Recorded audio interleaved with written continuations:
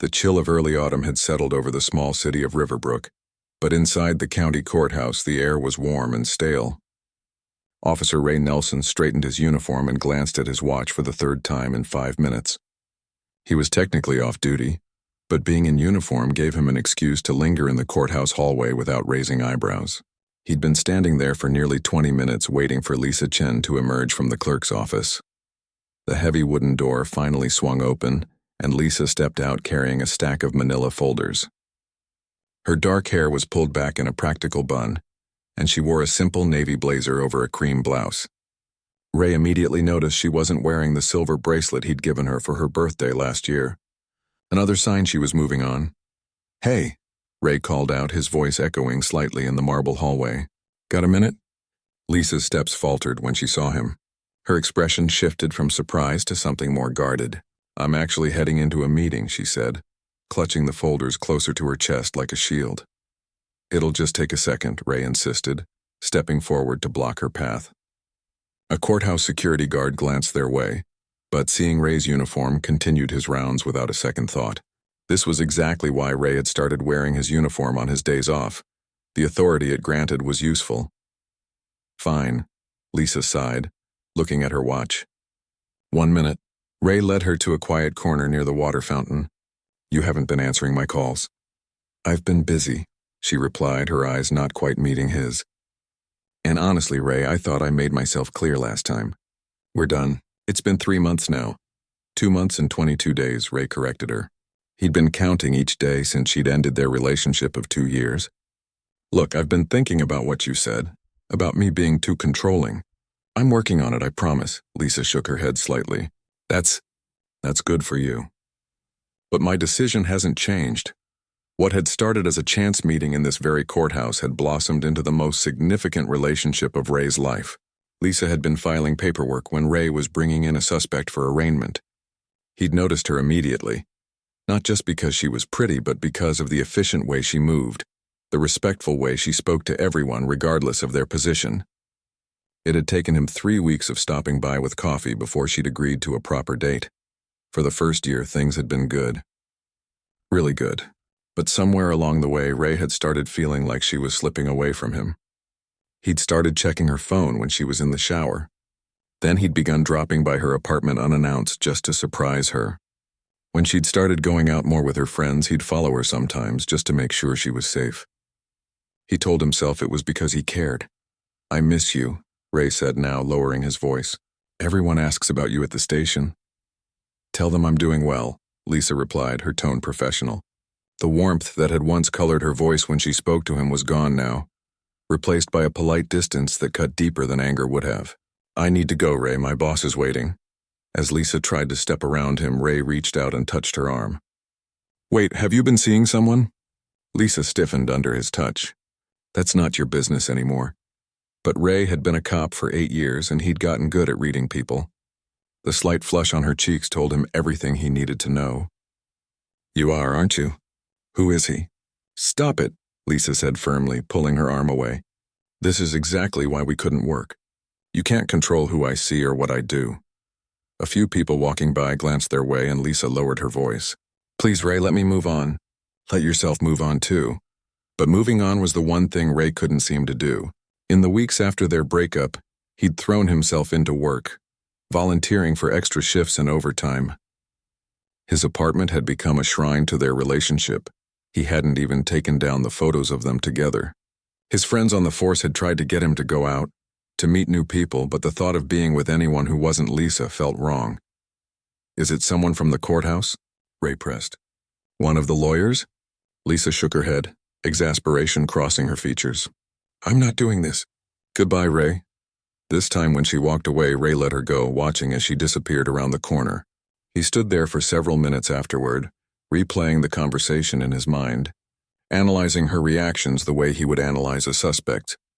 That night, Ray sat in his car across the street from Lisa's apartment building. He'd been doing this more frequently lately, just watching, telling himself he was making sure she was safe. The lights in her second-floor apartment were on, casting a warm glow through the curtains. He imagined her moving around inside, maybe cooking dinner or watching TV. His phone buzzed with a text from his partner, Denny, Poker night still on for Friday? Ray ignored it, his eyes fixed on Lisa's window. Around 8 o'clock, a car he didn't recognize pulled into the visitor parking space. A tall man got out carrying what looked like a takeout bag. Ray straightened in his seat, watching as the man entered the building. 10 minutes later, the man appeared in Lisa's window, his silhouette visible through the curtains. Something hot and tight coiled in Ray's chest. Without thinking, he pulled out his phone and opened the police database app, a resource meant strictly for official police business.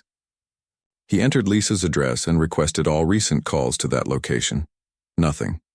Then he searched her name for any recent incident reports or citations. Again, nothing. Next, he tried a different approach. He texted his friend Tom, who worked in dispatch. "Hey, need a favor.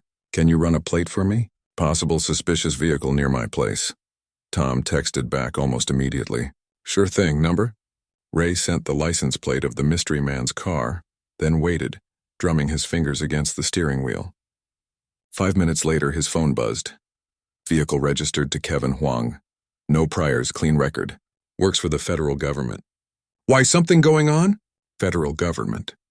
Ray's mind immediately went to the FBI field office downtown. He'd dealt with those agents before, always showing up in their crisp suits, taking over local cases with minimal explanation. Just checking. Thanks, Ray texted back. He sat in his car for another hour, watching as the lights in Lisa's apartment eventually went out. The man's car remained in the visitor's space. Around midnight, Ray finally started his engine and drove home, his mind racing with thoughts of Lisa with this Kevin person. Over the next few weeks, Ray's obsession grew. He drove by Lisa's apartment daily, noting the times when Kevin's car was there. He created a spreadsheet tracking the patterns, convincing himself this was just good police work. He started following Lisa to lunch, sitting far enough away that she wouldn't notice him, watching as she sometimes met Kevin at a cafe near the courthouse. From his observations, Ray pieced together that Kevin was indeed an FBI agent, probably in his mid-30s, and based on the way he dressed and the car he drove, doing well for himself. When Ray saw them together, he noticed how Lisa laughed more freely than she ever had with him, how she didn't check her phone nervously the way she used to when they were together. One evening, after seeing them having dinner at Lisa's favorite Italian restaurant, the one where he and Lisa had celebrated their first anniversary, Ray found himself back at his apartment, surrounded by empty beer bottles. He pulled out his service weapon, holding it in his hands, feeling its weight. He didn't have a plan, not exactly. But as the alcohol blurred his thoughts, one thing became increasingly clear. He needed to talk to Lisa one more time. He needed her to understand that no one would ever care for her the way he did. No one would protect her like he could. Ray placed his gun back in its holster and grabbed his keys. The logical part of his brain, the part that had made him a good cop, was screaming at him to stop, to think about what he was doing. But that voice was getting fainter by the minute, drowned out by the roaring in his ears that sounded like his own heartbeat, pounding out a single word: mine. The coffee in Ray's mug had gone cold hours ago, but he barely noticed. From where he sat in his patrol car, parked across from the courthouse, he had a clear view of the entrance. His shift had ended at 3, but he'd stayed, waiting. It was nearly 5 now, and any minute Lisa would walk out those heavy doors, possibly with him, Kevin, the FBI agent who had taken Ray's place. Ray hadn't slept well in weeks. Dark circles had formed under his eyes, and his normally neat uniform looked wrinkled as if he'd slept in it. His fellow officers had started to notice. "Nelson, you doing okay?" his sergeant had asked earlier that day. "You seem distracted lately." Rain pattered against the windows of Ray's apartment as he sat at his kitchen table, surrounded by empty takeout containers and beer bottles. The weather matched his mood, dark and stormy. He hadn't shaved in days, and the stubble on his face had grown past the point of looking intentional. On the table in front of him lay his service weapon, which he'd been cleaning obsessively for the past hour. His phone buzzed with a text from Denny. "Missed you at poker last night. Everything okay?" Ray ignored it, just as he'd been ignoring most messages lately. The only notifications he cared about were from the small security camera he'd secretly installed in the hallway across from Lisa's apartment 3 days ago. It was against the law, he knew that. If anyone at the department found out, he'd lose his badge, but he was beyond caring about consequences now. The camera sent alerts to his phone whenever it detected movement. So far, he'd collected footage of Lisa coming and going, sometimes alone, sometimes with Kevin. He'd watched the clips over and over, studying their body language. The way Kevin touched the small of her back when they walked, the way Lisa leaned into him when they reached her door. His phone pinged with a new alert. Ray grabbed it, opening the app to see live footage. It was Lisa alone unlocking her door. She was wearing a dress he'd never seen before, her hair done up, looking like she was coming home from somewhere special. A date, probably, with Kevin. The thought made his stomach twist. He took another swig of beer, his eyes never leaving the screen as Lisa disappeared into her apartment. The rain grew heavier, drumming against the roof. Ray checked the time, 9:17 p.m. He stood up, swaying slightly, and tucked his gun into its holster. He grabbed his jacket and keys, then paused in front of the mirror by his door. The man looking back at him was a stranger, hollow-eyed, unkempt, desperate. "This ends tonight," Ray whispered to his reflection. The drive to Lisa's apartment took longer than usual because of the rain. Ray parked a block away in the same spot he'd used before. Water soaked through his jacket as he walked, but he barely noticed. His mind was focused on one thing: talking to Lisa, making her understand that she belonged with him, not Kevin. The security code for her building hadn't changed. Ray punched it in, his wet fingers slipping on the keypad. Inside, he took the stairs slowly, trying to clear his head. The alcohol was making his thoughts fuzzy around the edges, but his determination remained sharp. In the hallway outside Lisa's apartment, Ray paused, listening. No sounds came from inside, no voices, no music. Just the faint hum of the refrigerator and the distant patter of rain. He knocked, 3 firm raps. No answer. He knocked again, harder this time. Footsteps approached the door. "Who is it?" Lisa's voice cautious. "It's me," Ray said. "We need to talk." Silence. Then, "Ray, go home. It's late and I have nothing to say to you." 5 minutes, Ray pleaded. "That's all I'm asking for." "No, I've said everything I needed to say. Please leave before I call someone." The dismissal in her voice ignited something in Ray's chest. "Someone? You mean your FBI boyfriend?" he spat. "Is that who you're calling?" "I'm hanging up now," Lisa said, her voice trembling slightly. "Please go away." Ray heard her footsteps retreating from the door. Without thinking, he reached into his pocket and pulled out a small tool, a tension wrench and pick he'd taken from the department's locksmith kit. It was another line crossed, another rule broken, but he was too far gone to stop now. The lock clicked open under his skilled hands within seconds. Ray pushed the door open and stepped inside, closing it quietly behind him. Lisa was in the living room, her back to him, phone pressed to her ear. "He's outside my door right now," she was saying, her voice low and urgent. "Yes, I'm sure it's him." "He sounds drunk," Ray cleared his throat. Lisa whirled around, her eyes widening in shock and fear when she saw him standing there. "I have to go," she said into the phone, then more urgently. "He's inside. He's inside my apartment." She lowered the phone but kept it clutched in her hand. "Who were you talking to?" Ray asked, taking a step forward. Lisa backed away, putting the coffee table between them. "How did you get in here?" "You gave me a key, remember? Back when we were happy." It was a lie, but it sounded better than admitting he'd picked her lock. "I changed the locks months ago," Lisa said, her voice steadier than Ray expected. "You broke in. You need to leave now." "Not until we talk," Ray insisted. He took another step forward, and Lisa moved further back, closer to the kitchen. "Why won't you just listen to me? 5 minutes, that's all I'm asking." "There's nothing to talk about," Lisa said. "We're over, Ray. We have been for months. What you're doing, following me, breaking into my home, it's not love. It's obsession, and it's scary." Ray flinched at her words. "I wouldn't have to do any of this if you'd just talk to me like a normal person. If you hadn't replaced me so quickly with Mr. FBI." "Kevin has nothing to do with this," Lisa said. "Our relationship was over long before I met him. You were controlling, Ray.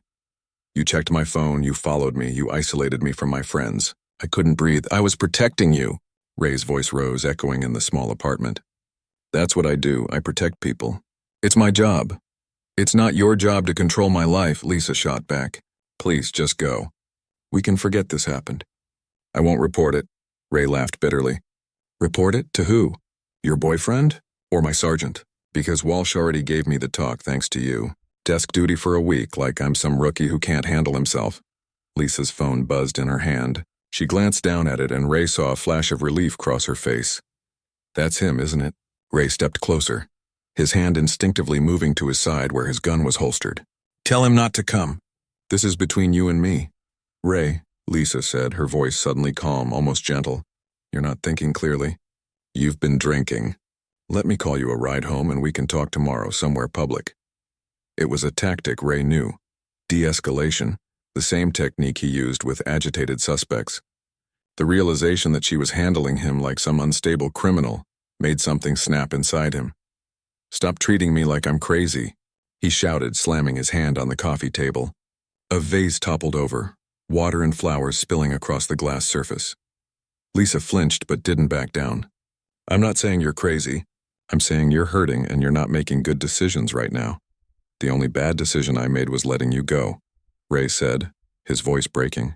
We were good together, Lisa. We can be again. No, we can't, Lisa said firmly.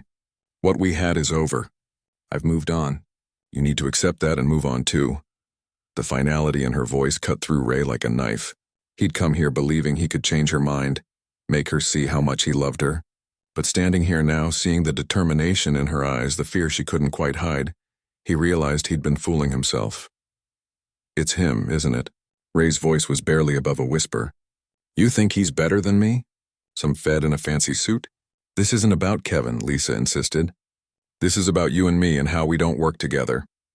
Ray's hand moved to his holster again, this time pulling out his gun. He didn't point it at Lisa, not yet.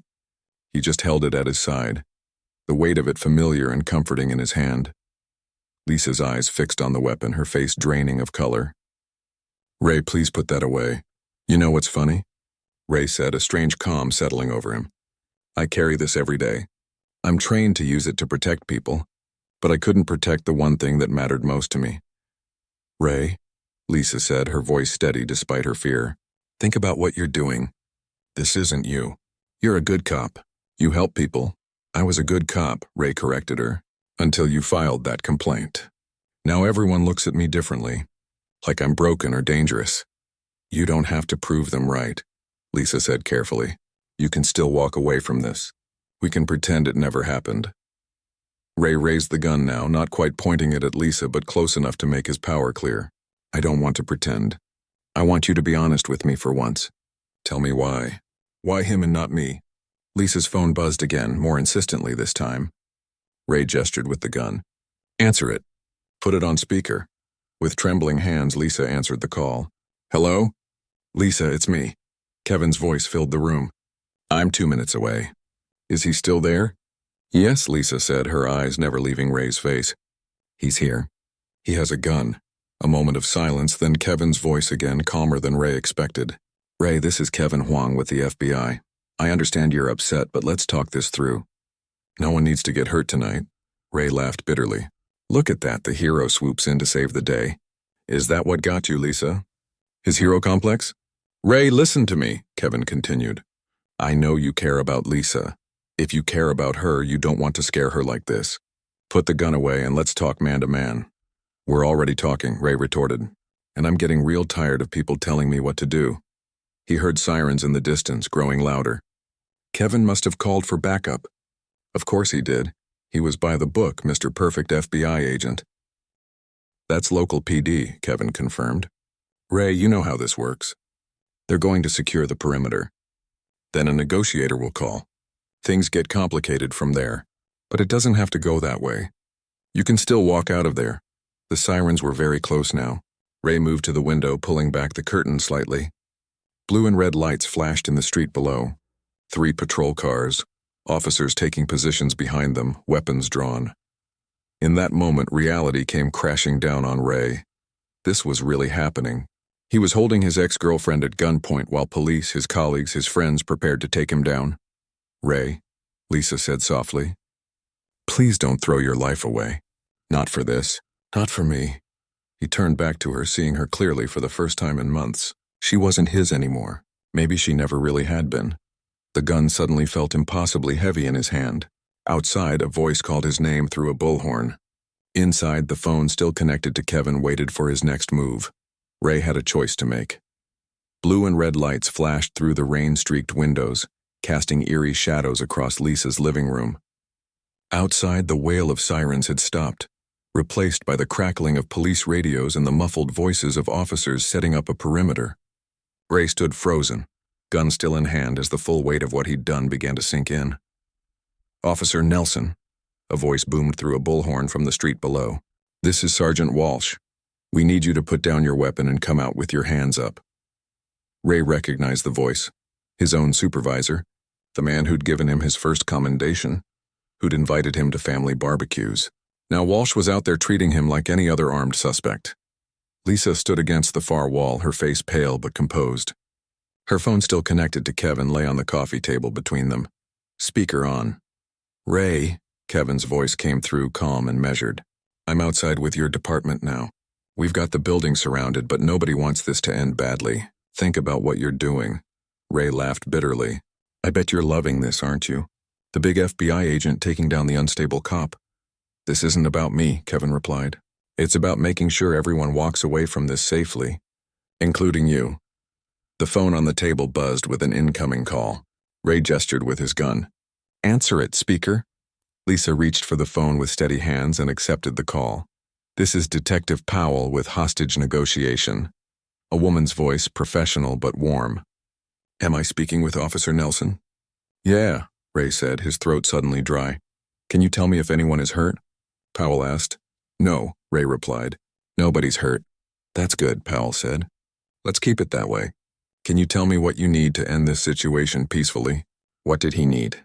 Ray looked at Lisa, standing across from him, no longer the woman who'd loved him but a frightened hostage. He looked at his gun, the same weapon he'd sworn to use only to protect and serve. He looked at the badge still clipped to his belt, now tarnished by his actions. "I don't know anymore," he admitted, his voice breaking. The sound of movement in the hallway outside the apartment door caught his attention. Ray spun around, aiming his weapon at the entrance. "Who's out there?" he shouted. "Just me," Kevin's voice called from the other side of the door. "I'm unarmed. Walsh authorized me to come up and talk face to face." Ray's finger twitched on the trigger. "Why would I want to talk to you?" "Because right now I'm the only one who can help you find a way out of this that doesn't end with you in prison for the next 20 years, Kevin answered. "Or worse." Ray glanced at Lisa, who was watching him with a mixture of fear and something else. Pity, maybe. The thought made his stomach turn. "Fine," Ray said finally. "But just you." No tricks, Kevin agreed. "I'm coming in slowly." The doorknob turned and the door opened inch by inch. Kevin appeared, hands raised to shoulder height, palms forward. He wore a dark blue FBI windbreaker over a button-down shirt and slacks. "No visible weapon." "Close the door," Ray ordered, keeping his gun trained on Kevin. Kevin did as instructed, then stood just inside the entrance, hands still raised. His eyes quickly scanned the room, taking in the situation. Ray with the gun, Lisa against the wall, the overturned vase on the coffee table. "You can put your hands down," Ray said. "But move slowly." Kevin lowered his hands and took a careful step forward. "Thank you for letting me in. That shows you're still thinking clearly, still making good decisions." "Don't try to manipulate me," Ray snapped. "I've been through the same training you have." "You're right," Kevin nodded. "So you know how this usually plays out. But it doesn't have to go that way." "What way is that?" Ray asked, though he already knew the answer. "Most hostage situations end in one of three ways," Kevin said. "Surrender, suicide, or suicide by cop. I don't think you want any of those options." Outside, the rain had intensified, drumming against the windows. A flash of lightning briefly illuminated the room, followed by a low rumble of thunder. "What I want," Ray said, his voice strained, "is for everything to go back to how it was, before all this." "We can't go back," Lisa spoke up, her voice gentle but firm. "But you can still have a future, Ray. This doesn't have to define you." Kevin took another careful step forward. "She's right. Right now what we have is a domestic incident that escalated. Nobody's hurt. Your colleagues out there? They're worried about you. They want their friend back." "Friend?" Ray laughed harshly. "They've been whispering about me for weeks. Poor Ray can't handle being dumped." "They care about you," Kevin insisted. "Walsh could have sent in SWAT. Instead, he's out there in the rain trying to talk you down because he doesn't want to see you get hurt." Another burst of radio chatter came from outside. Ray moved to the window, careful to stand to the side as he peered out. The street below was now filled with police vehicles. He could see officers in position, some with rifles trained on the building. In the center of it all stood Sergeant Walsh, rain soaking his uniform as he spoke urgently into a radio. "They're getting impatient," Ray observed. "They're concerned," Kevin corrected. "The longer this goes on, the more tense everyone gets, the more likely for mistakes to happen." Ray turned back to face the room. Lisa had not moved from her position against the wall. Kevin stood halfway between the door and the coffee table, his posture deliberately non-threatening. "How do you two even meet?" Ray asked suddenly, the question that had been burning in his mind for months. Kevin and Lisa exchanged a quick glance. "Community fundraiser," Lisa answered. "For the Children's Hospital. I was volunteering at the registration table." "So perfect," Ray muttered. "Both of you so civic-minded." "Ray," Kevin said, "this isn't about me and Lisa. This is about you right now, and how we all get out of this safely." Another flash of lightning, closer this time, followed immediately by a crack of thunder that shook the windows. The lights flickered once, twice, then went out, plunging the apartment into darkness. In the sudden blackness, Ray tightened his grip on the gun. He could hear movement, someone shifting position. "Nobody move," he shouted. "It's just the storm," Kevin's voice came from the darkness. "Power outage. Happens in this neighborhood during heavy rain." The emergency lights in the hallway outside cast a faint glow under the door, providing just enough illumination for Ray to make out shapes. He could see Kevin still standing in the same spot. "But Lisa, where is she?" Ray demanded, panic rising in his throat. "I'm here." Lisa's voice came from near the kitchen. "I just moved away from the window when the lightning got close." Ray's eyes were adjusting to the darkness now. He could see Lisa's outline near the kitchen counter. She seemed to be reaching for something. "What are you doing?" he demanded, raising his gun again. "Getting a flashlight," she explained, her voice steady. "It's in the drawer." "Leave it," Ray ordered. "Come back where I can see you." The beam of a flashlight suddenly cut through the darkness, pointing at the floor. Lisa held it, careful not to shine it directly at anyone. "Put it down on the counter," Ray instructed. "Then come back over here." Lisa complied, placing the flashlight on the counter so that its beam created a pool of light in the center of the room. She moved slowly back to her previous position. In the dim light, Ray could see Kevin watching him intently, assessing. It was the look of someone calculating risks, evaluating threats. Ray had worn that same expression countless times while on duty. "What's your plan here, Ray?" Kevin asked quietly. "You've got the building surrounded. No electricity. Limited options.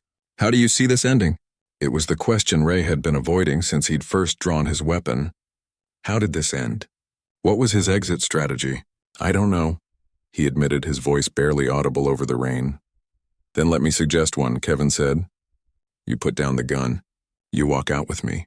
No sudden movements, no surprises. Your sergeant takes you into custody but alive and unharmed. And then what?" Ray asked. "Prison? Losing my badge? Everything I've worked for gone?" "Yes," Kevin acknowledged. "There will be consequences. But you'll be alive to face them. To learn from them. To rebuild." Ray's arm was getting tired from holding the gun. He lowered it slightly, pointing it at the floor instead of at Kevin. "You know what they do to cops in prison?" he asked. "I do," Kevin nodded. "But I also know that what you've done tonight, it's serious, but it's not irredeemable. No one's been hurt. With the right attorney, the right approach, you might be looking at a shorter sentence than you think."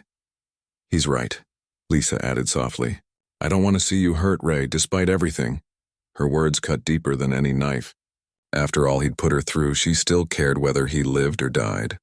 The realization made his eyes burn with unshed tears. The flashlight on the counter flickered, its batteries starting to fade. In the dimming light, Ray looked at the gun in his hand.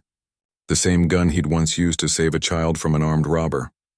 The same gun he'd cleaned and maintained with pride for years. Now it felt like a foreign object, heavy with the weight of his mistakes. "If I put this down," Ray said slowly, "I need assurances. I need to know I won't be gunned down the second I step outside." "You have my word," Kevin said firmly. "I'll be right beside you. Every officer out there knows you're one of their own. They want this to end peacefully." Ray's radio, still clipped to his belt, crackled to life. "Nelson, this is Walsh. Whatever you're thinking in there, don't do anything permanent. We can work through this, but I need you to put down the weapon. That's an order, son. The familiar voice of his sergeant, calling him son like he always did with his officers, broke something loose in Ray's chest. A sob escaped before he could stop it. In one fluid motion, Ray ejected the magazine from his gun and cleared the chamber. The bullet clattered to the floor, rolling under the coffee table. He placed the empty weapon on the table and took a step back, hands raised to shoulder height. "It's done," he said, his voice hollow. "It's over." Kevin moved forward cautiously, picking up the gun and tucking it into his waistband at the small of his back. He pulled out his phone and dialed. "Walsh? It's Huang." Nelson surrendered his weapon. "We're coming out. Slowly. Make sure everyone holds their fire." Kevin turned to Ray. "You did the right thing. The hard thing, but the right one." Ray nodded numbly.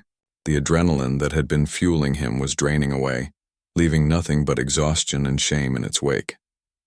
Lisa stepped forward, stopping just short of where Ray stood. "I'm sorry it came to this," she said softly. "I never wanted to hurt you." "I know," Ray whispered. "I'm the one who should be sorry, and I am. For everything." Kevin moved to the door, one hand on the knob. "Ready?" Ray took one last look around the apartment, at the life he'd tried so desperately to hold on to, at the woman he'd thought he couldn't live without. Then he squared his shoulders and nodded. "Ready." As Kevin opened the door, the harsh light from the hallway spilled in, marking the end of one chapter and the uncertain beginning of another. Morning light filtered through the narrow window of the holding cell, casting a thin rectangle of sunshine on the concrete floor. Ray sat on the edge of the metal cot, elbows on his knees, staring at his hands. These same hands had once pinned on his badge with pride, had helped elderly women across streets, had pulled injured children from car wrecks. Now they were empty, waiting to be cuffed for his arraignment. The door to the cell block opened. Ray didn't look up, assuming it was just the regular guard change. Instead, a familiar voice spoke his name. "Nelson." Ray raised his head to see Sergeant Walsh standing there, looking older than he had just days ago. The lines around his eyes seemed deeper, his shoulders slightly stooped under the weight of what had happened. "Sergeant," Ray acknowledged, his voice hoarse from lack of sleep. Walsh gestured to the guard who unlocked the cell. "You've got 30 minutes in the conference room. Your lawyer's waiting." Ray stood, allowing the guard to place handcuffs on his wrists. Standard procedure, even though everyone in the station had worked alongside him for years, perhaps especially because of that. The walk through the station was the longest of Ray's life. Officers he'd patrolled with, shared meals with, trusted with his life. They all watched as he was led through the bullpen. Some looked away, unable to meet his eyes. Others stared openly, their expressions a mix of disappointment, anger, and pity. Denny, his partner, stood by the water cooler, his face a mask of confusion and betrayal. The conference room was small, with a table that had seen better days and chairs that squeaked with every movement. A middle-aged woman in a charcoal suit stood when Ray entered. Her hair was pulled back in a severe bun, but her eyes were kind behind frameless glasses. "Officer Nelson," she said, extending her hand before noticing the cuffs. She recovered quickly. "I'm Andrea Winters, your court-appointed attorney."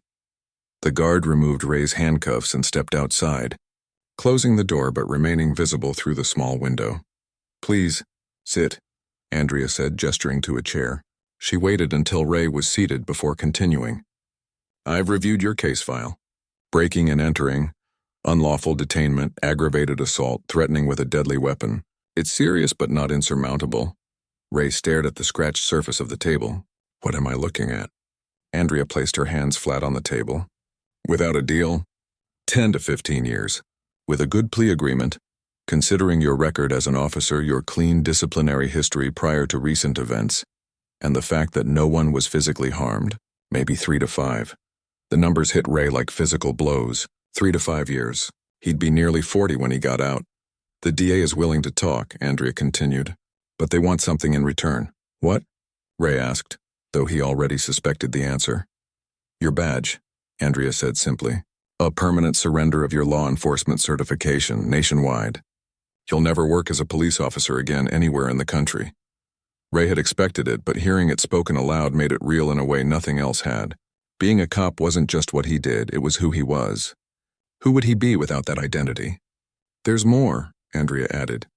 The department has agreed to conduct an internal review of how domestic cases involving officers are handled. Your sergeant suggested it, actually.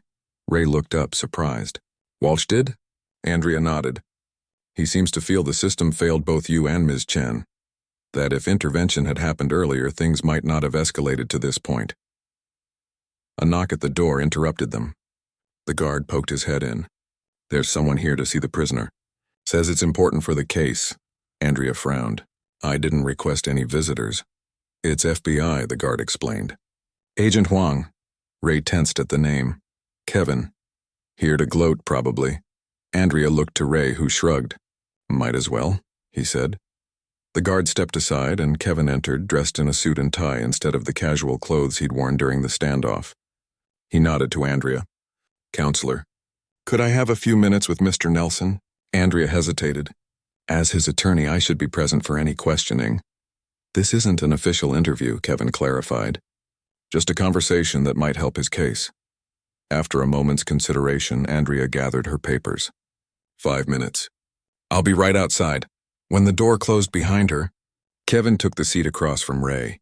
For a long moment, neither man spoke. I didn't expect to see you here, Ray finally said. I wasn't sure I'd come, Kevin admitted, but I thought you should know what's happening. Ray braced himself.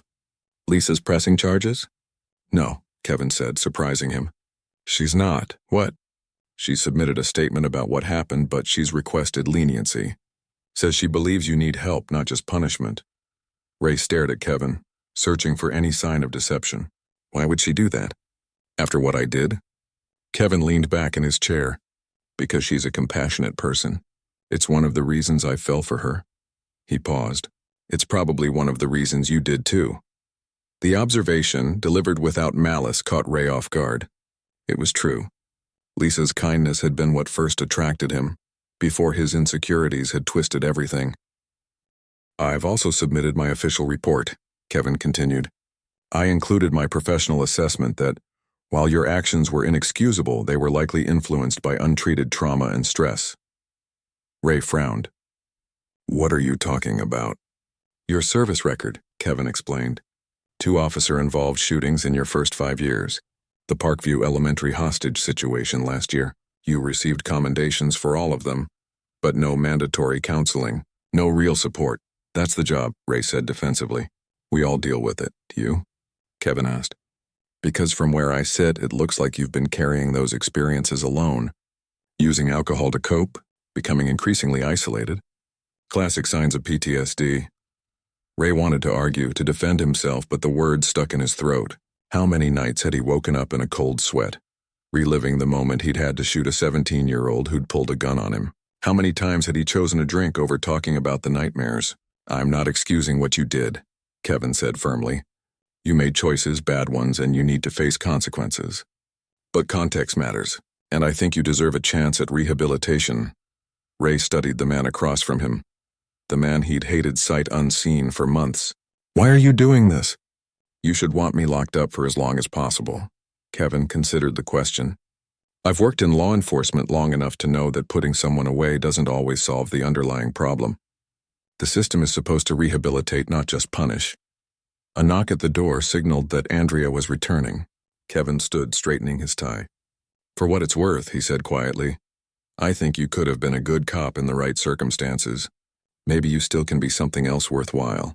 He left without another word, passing Andrea in the doorway. 6 months later, Ray stood outside the county courthouse, squinting in the bright summer sunshine. It felt strange to be here as a civilian, dressed in a suit instead of his uniform. His sentencing had concluded an hour earlier. 3 years with all but 6 months suspended, followed by 5 years of probation.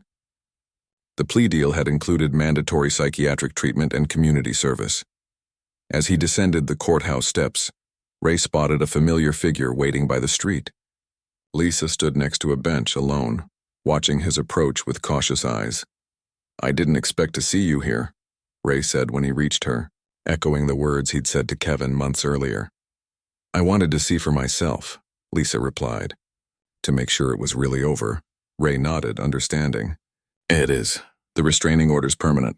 I won't contact you again after today. I know, Lisa said.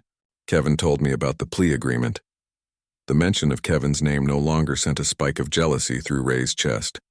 Therapy had helped with that, along with the soul-searching of the past 6 months. How is he? Good, Lisa said simply. He's been transferred to the field office in Chicago. I'm moving there next month. That's good, Ray said, and was surprised to find he meant it. You deserve to be happy.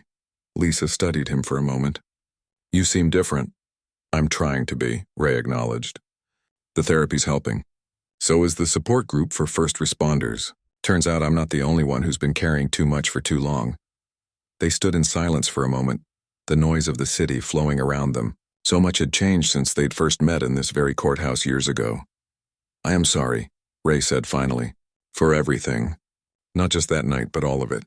The controlling, the following, the fear I caused you. You didn't deserve any of it. Lisa nodded, accepting his words without commenting.